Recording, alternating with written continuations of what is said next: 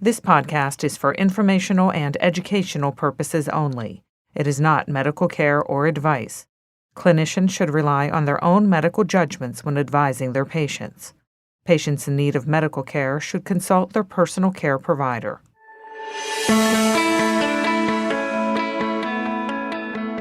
Welcome to That's Pediatrics, where we sit down with physicians, scientists, and experts to discuss the latest discoveries and innovations in pediatric healthcare.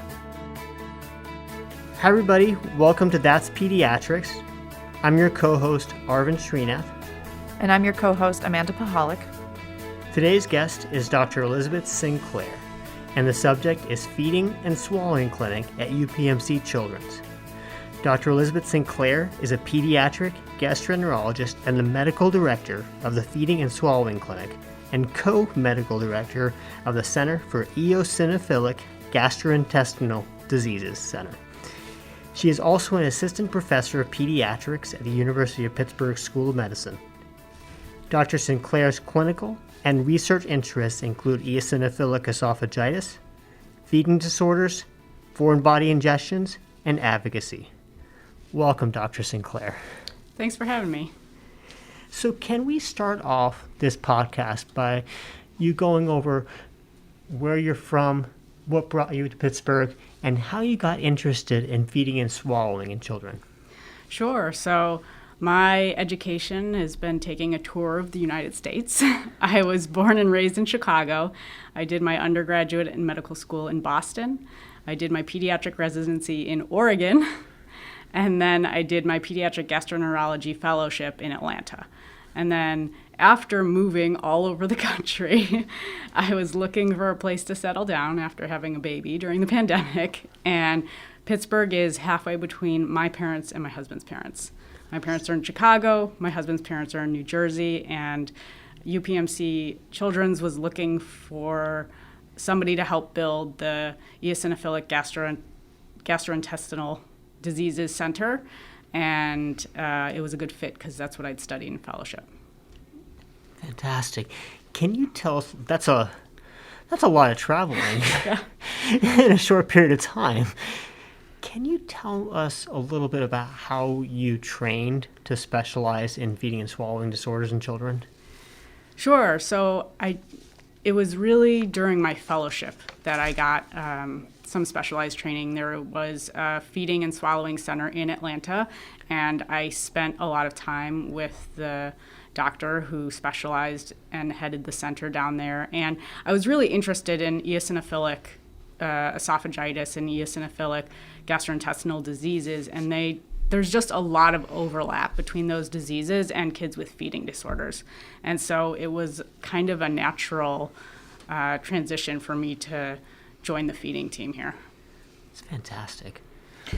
Can you tell us a little bit about sort of some of the feeding and swallowing disorders that children can have and how they might present? What are the typical patients that you see in your clinic? Sure. So it's actually really broad. It can be anywhere from premature babies from the NICU who are just immature and are not able to fully take their diet by mouth. We have a NICU transition program that our nurse practitioner, Victoria Powell, has partnered with the NICU to have those patients who are discharged with a nasogastric tube to transition to eating by mouth.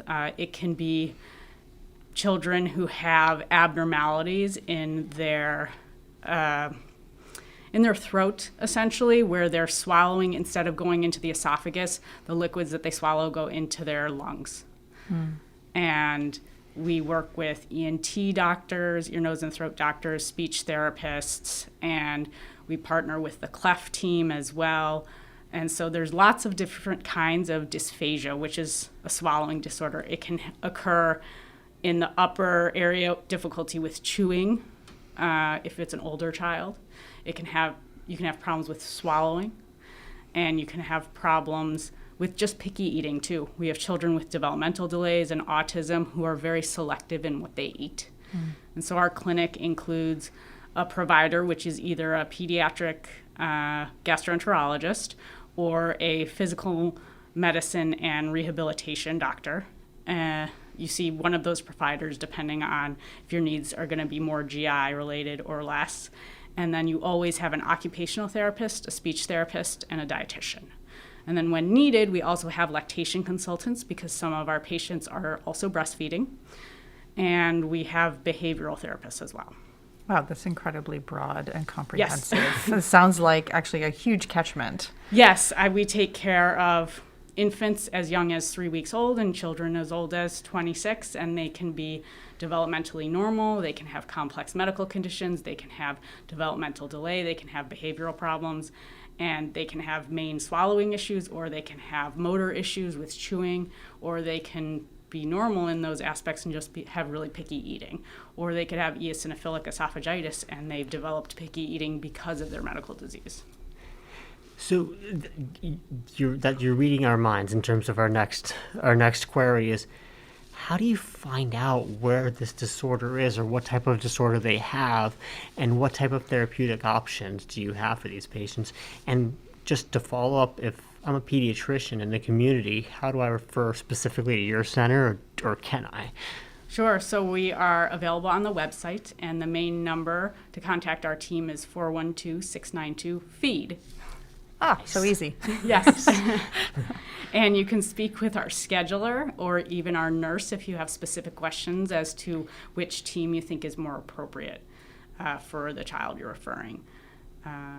What was the other question? What type of diagnosis, what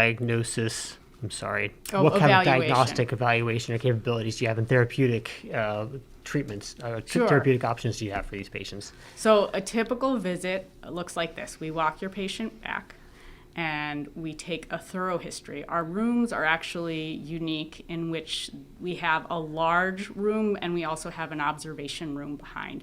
And so half our team is able to sit behind a mirrored glass wall so that so we're not overwhelming the patient with 4 or 5 providers in the room, because who really wants an audience when they're eating their meal? So we take a thorough history, usually from infancy to now, as to how the patient bottle fed or breastfed, how they transition to solids, how they're doing with solids now, what they're eating now, what the parents are seeing.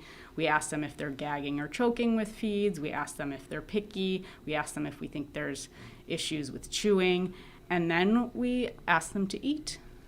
And, sometimes I leave the room and I switch and have the occupational therapist come in. It really depends on the age of the child and the concern we're having as to whether the speech therapist or occupational therapist has more of the focus. And so we look for things like choking and gagging with feeds. We look for immaturity with chewing. We look for lack of chewing. We have some kids who shovel food in their mouth and just swallow it down.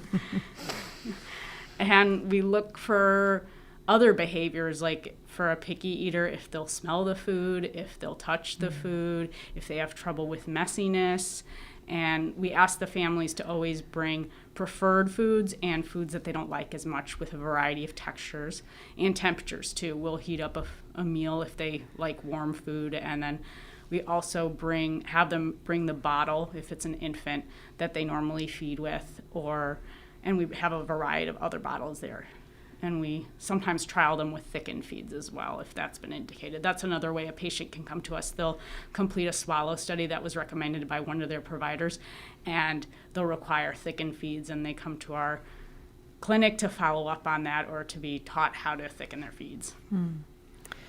How long does a typical patient stay with your clinic? Do they, given, and I'm sure this varies depending on sort of what is going on with that individual child. It sounds like there are some kids who maybe have therapy for a short period of time, and then others that are followed longer term. And then kind of follow-up question, I really wanted to dive in more about eosinophilic esophagitis and eosinophilic gastrointestinal diseases. If you could share with us a little bit more about those two things.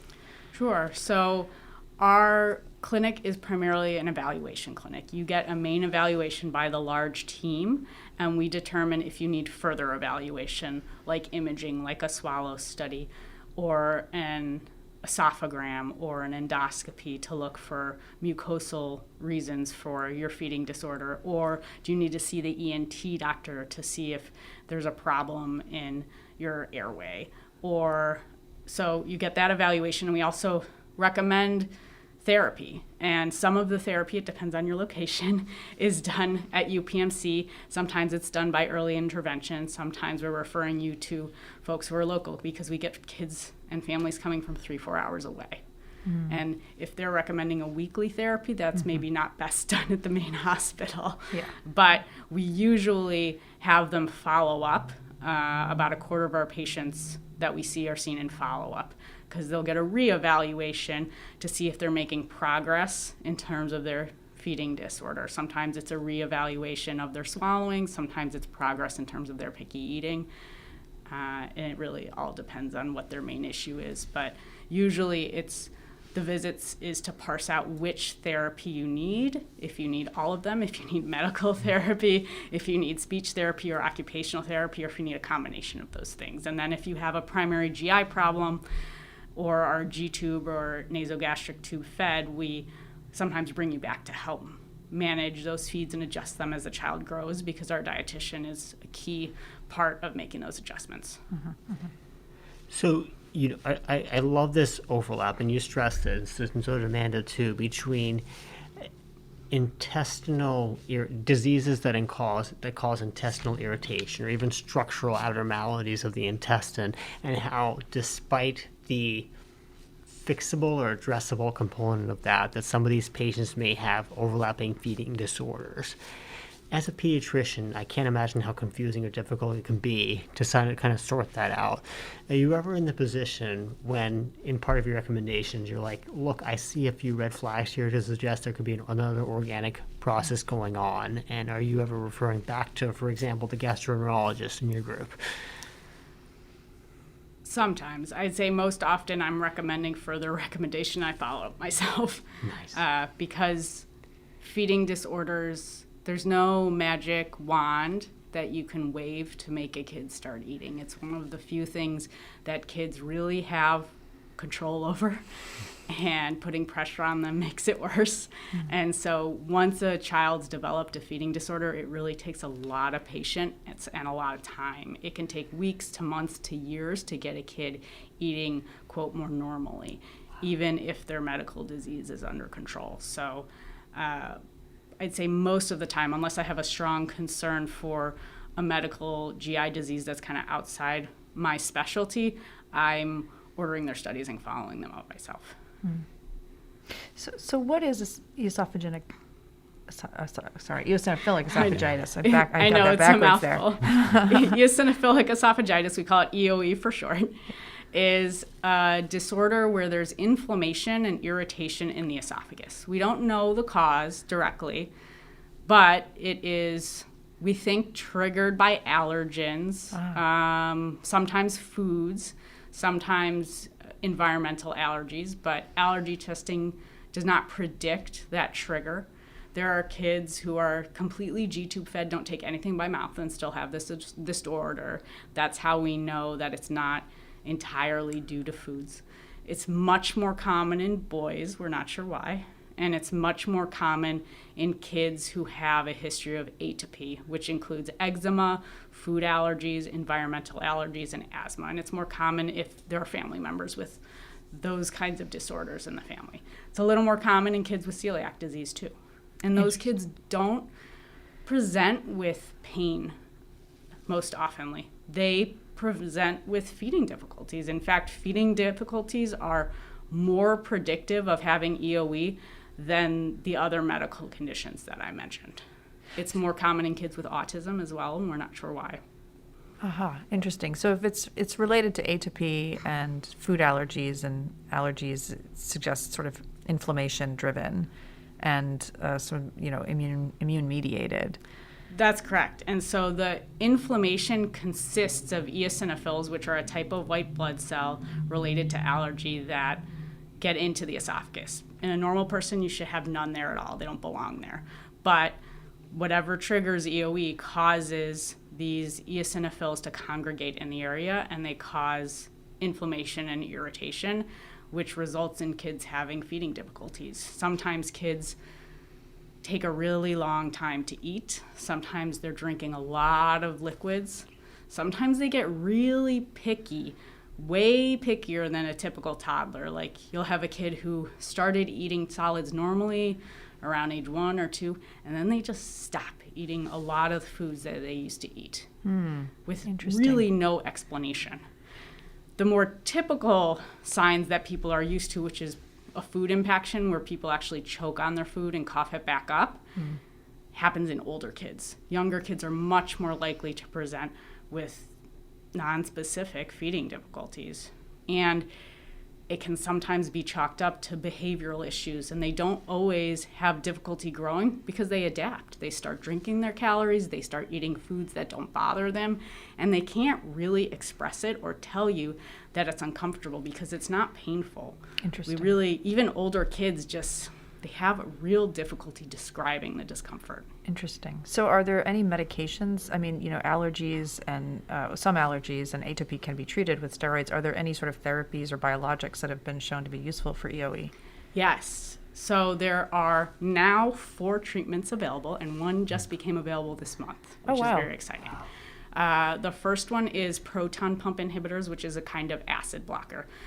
Blocking the acid helps improve symptoms because it helps prevent the acid from getting on the already irritated esophagus, but it also blocks the actual inflammation pathway, which different kinds of acid blockers like Pepcid or famotidine don't help with. It helps in about 30% of patients. So we try it for patients with, I'd say, mild to moderate disease, but it doesn't help most of the time. It doesn't put kids into remission. Topical swallowed steroids, which is also a mouthful, is the word that we use for the steroid treatment. It is most similar to the idea of putting steroid cream on your eczema. But because you need to get it on your throat, you usually take a liquid and you have to mix it into a slurry. So people will mix it with chocolate syrup or cocoa mix or Splenda so that it's a thick, fairly uncomfortable slurry, so that when you swallow it, it sticks, because that's the goal. You're working against gravity, saliva, and the food that you're eating all day to decrease the inflammation at a topical level. And those steroids are not absorbed by the body and don't cause all the side effects that people worry about when you're taking steroids for like generalized swelling or croup, for example, an oral steroid, because it's considered topical. The third treatment type is dietary. You can eliminate foods from your diet and it can treat it, but again, there's no testing that will tell you what will work, so it's a little bit of a guessing game. Through a lot of research, we have named a top 4 foods. Dairy's the biggest. We don't know why, but dairy's the biggest, and it's a real discussion with the family as to what's appropriate for their child. Because if you have a child who's already super picky, removing the biggest source of fat, protein, and enjoyment of eating from their life is a big decision. We have a lot of families who don't want to do medicines because they want to take the more natural approach and have something that has less, quote, side effects, but they're usually not thinking about the behavioral side effects of removing an entire food group from your life. Yeah. And most families report that removing dairy from your life is more difficult than removing gluten from your life if you have celiac disease, because it's just in everything. And it's a food that really gives people joy. People love cheese, people love ice cream, people love pizza, and taking that out of your life is a big deal. Yeah, especially kids. Right. And then the fourth treatment is Dupixent. That's a biologic, and it just got approved for children and adults over 12. I'll be honest, we don't have a ton of experience prescribing it yet because it literally got approved 3 weeks ago. But we're working on it, and we know that it works in some families and children. And it has been approved for eczema and allergic asthma. So we know that it's safe. We just haven't used it broadly for EOE yet. Oh, that's exciting. Yeah. So with these therapies, I can imagine you have a huge capability to treat the underlying disease processes in many of these patients with overlapping feeding difficulties with their organic process here. What typically happens to these children after their underlying disease process is treated to their feeding difficulties? They tend to get better faster than a kid who doesn't have an underlying medical issue. That's great to hear. I've seen a number of toddlers who got diagnosed with EOE were treated and their feeding difficulties improved and completely went away within a year. Whereas a kid who didn't have an underlying medical issue, they had severe behavioral issues, can take years. And Amanda alluded to this first with regards to the novel therapies that you have. What future plans do you have for this feeding and swallowing clinic? And since it's been really nicely intertwined here, the Eosinophilic Gastrointestinal Disorders Clinic. So we're hoping to bring more regular behavioral therapy, because right now we're referring about a quarter of our patients for behavioral therapy, but certainly more than them would benefit from it. Honestly, almost any kid over 12 months who is having a feeding disorder is going to have some negative feeding behaviors that probably need to be addressed. But we, limit it to what we have available and to the more severe ones right now.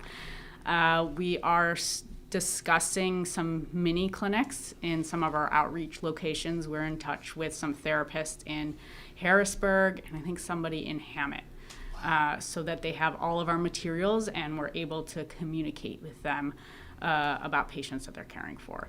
And then for the community folks, we are going to have a conference in 2023.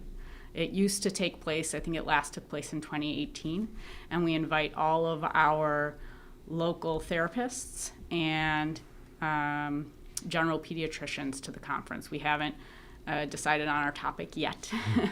It's going to be a one-day conference, and the model they last used that was most successful was they're going to invite a provider and a therapist to partner on topics, or a provider and a dietitian, and address certain aspects of each of those topics. So it's going to be really exciting to bring the whole community together in terms of our feeding clinic.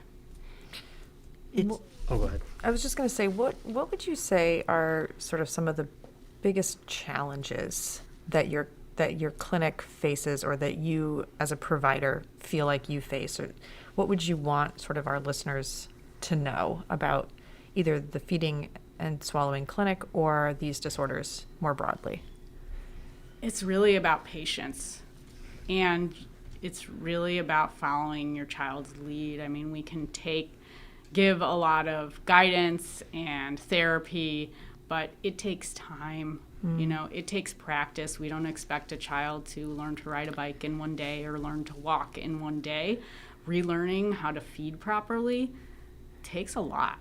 There are many, many muscles involved. So then on that note, are there any sort of resources that you're able to provide to parents? Because as a parent, it's incredibly stressful, I'm sure, as you know, that when your kid is not eating and you don't know how to fix it, are there resources to help parents navigate this level of patience and time and sort of the consistency that I'm sure has to be provided at home to sort of manage these very difficult problems? I'd say it's really the magic of our therapists, because they are available. Usually when they're recommending therapy, it's going to be once a week or twice a month. It's going to be frequent, and there's a lot of modeling that goes on during those visits, so that if a child has sort of a negative association with whatever they're trying to eat, let's say it's a new texture, the therapist can help model so that you don't freak out, and that you say, this isn't choking, this is gagging, we can tolerate this and we cannot get upset about this, and let the child try to work through it. Or if they do have an actual choking episode, like, this is what you do, this is how you respond. And so it's really knowing when something's dangerous and knowing when you can let the child continue to practice and make a mistake in a safe way. Well, Dr. Sinclair, what you are doing is really addressing a problem that, as Amanda brought up, it's agonizing for families, and because it's that exact loss of control that we all keep trying, and that there's probably a tug of war a bit too. And I would say what you have here is super unique. The infrastructure, your abilities, and the plans is just amazing, and thankful. We're so thankful for what you do. Thanks. I mean, I'm really passionate about it. I always joke with folks that this is what separates us from the animals. We We choose what we eat for pleasure. It's one of the things that make us human, and that's something I want to preserve and support in children. Yeah. Thank you so much for your time today. You can find other episodes of That's Pediatrics on Apple Podcasts, Google Podcasts, Spotify, and YouTube. For more information about this podcast or our guests, please visit chp.edu/that'spediatrics.